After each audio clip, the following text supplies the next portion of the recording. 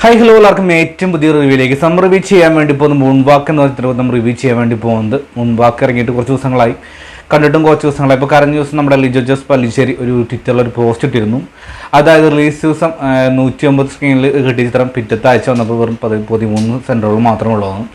അപ്പോൾ എന്തായാലും അത് കണ്ടപ്പോൾ എന്തായാലും ഇതിനെക്കുറിച്ച് ഡീറ്റെയിൽ ആയി പറയണം തോന്നി. നമുക്കറിയാം വിനോദ് ആണ് ചിത്രത്തിൻ്റെ ഡയറക്റ്റ് ചെയ്തിട്ടുള്ളത്. അദ്ദേഹം തന്നെയാണ് തിരക്കഥ. അതുപോലെ തന്നെ ബാക്കി 2 പേരുണ്ട്. അതുപോലെ തന്നെ മ്യൂസിക് ചെയ്ത് പ്രശാന്ത് പിള്ളയാണ്, പ്രൊഡക്ഷൻ ലിസ്റ്റിൻ സ്റ്റീഫൻ, അതുപോലെ തന്നെ ലിജോസ് പല്ലിശ്ശേരി എന്ന നിർമ്മാണം. കാശി നോക്കി കഴിഞ്ഞാൽ ഒരുപാട് പുതുമുഖ താരങ്ങളുള്ള ഒരു ചിത്രം തന്നെയാണ് മൂൺവാക്ക്. കാരണം ഒട്ടനവധി പുതുമുഖ താരങ്ങൾ നമുക്ക് കണ്ടുപരിചയമില്ലാത്ത ഒരു ന്യൂ ഫേസ് തന്നെയാണ് കൊണ്ടുവരാൻ ശ്രമിച്ചിട്ടുള്ളത്.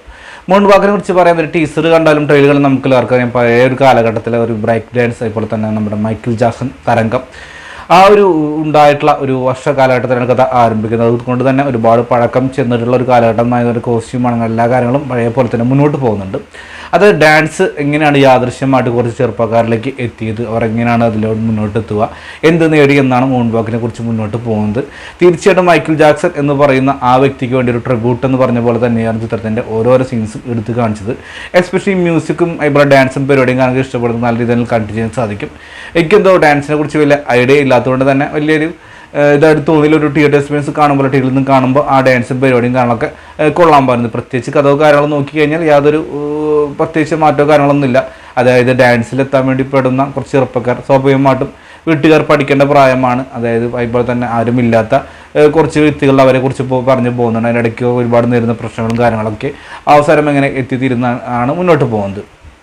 അതായത് ഇതിൻ്റെ സ്റ്റാർട്ടിങ് തന്നെ ടൈറ്റിലൊക്കെ എഴുതി കാണിച്ചിട്ടുള്ളത് പഴയകാല ഒരു സ്ക്രീൻ പോലെ തന്നെ ടിവിയുടെ മോണിറ്റർ പോലെ അങ്ങനെയൊക്കെയാണ് എഴുതി കാണിച്ചിട്ടുള്ളത്. പ്ലാൻ എന്ന് പറഞ്ഞിട്ട് കാണിക്കുന്നത്, ടൈറ്റിലൊക്കെ കാണിക്കുന്നത് നമ്മുടെ മൈക്കിൾ ജാക്സൻ്റെ ഒരു പഴയ ഒരു പാട്ടും കാര്യങ്ങളും ഇട്ടിട്ടൊക്കെയാണ് ടൈറ്റിൽ എഴുതി കാണിക്കുന്നത്. അതിനുശേഷം നമ്മുടെ പിള്ളേരെ കാണിക്കുന്നു. അവരെക്കുറിച്ച് എന്താ പറയുക, ചില ഇൻട്രസ്റ്റ് എങ്ങനെയാണ് ടീമിൽ എത്തിപ്പെട്ടത്, ആരാണ് മാനേജർ, കാര്യങ്ങളൊക്കെ പറഞ്ഞു പോകുന്നു. അങ്ങനെ സ്റ്റോറി പറയുന്നുണ്ട്. വീണ്ടും ഒരു പഴയ കാലഘട്ടത്തിൽ മുന്നോട്ട് പോകുന്നു. അപ്പോൾ ഒരു സ്കൂൾ കാലഘട്ടം, കോളേജ് കാലഘട്ടം കാര്യങ്ങളൊക്കെ മുന്നോട്ട് പോകുന്നു. അവിടെ ഉണ്ടാകുന്ന പ്രശ്നങ്ങളും കാര്യങ്ങളൊക്കെ യാദൃശ്യമായി നാട്ടിലെ ഒരു പരിപാടിയിൽ എത്തിപ്പെടുന്നതും എങ്ങനെയാണ് അതെന്താണ് സംഭവം കാണാൻ ആകാംക്ഷ, അത് പഠിച്ചെടുക്കാൻ വേണ്ടി ശ്രമിക്കുന്ന കാര്യങ്ങളൊക്കെയാണ് അത് മുന്നോട്ട് പോകുന്നത്.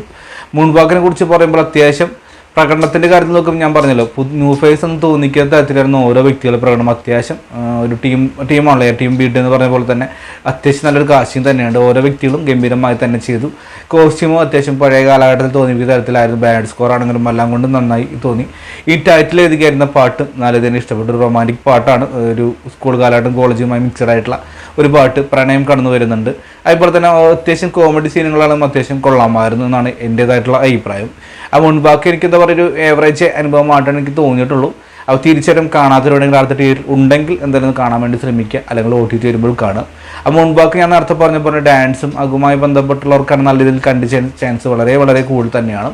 അപ്പോൾ തീർച്ചയായും ഞാൻ നേരത്തെ പറഞ്ഞ പോലെ തന്നെ വീണ്ടും ആവർത്തിക്കുന്ന എനിക്ക് ഏവറേജ് അനുഭവമായിട്ടാണ് തോന്നി. എൻ്റെ മാത്രം അഭിപ്രായമാണ്. എന്തായാലും ഇനിയും അതിലുള്ള ചെറുപ്പക്കാർക്ക് നല്ല നല്ല അവസരങ്ങൾ കിട്ടട്ടെ എന്ന് ആശംസിക്കുന്നു. ആ വീഡിയോ ഇഷ്ടപ്പെട്ട് കഴിഞ്ഞാൽ ഒന്ന് സപ്പോർട്ട് ചെയ്യുക. അതായിരിക്കും. Bye bye.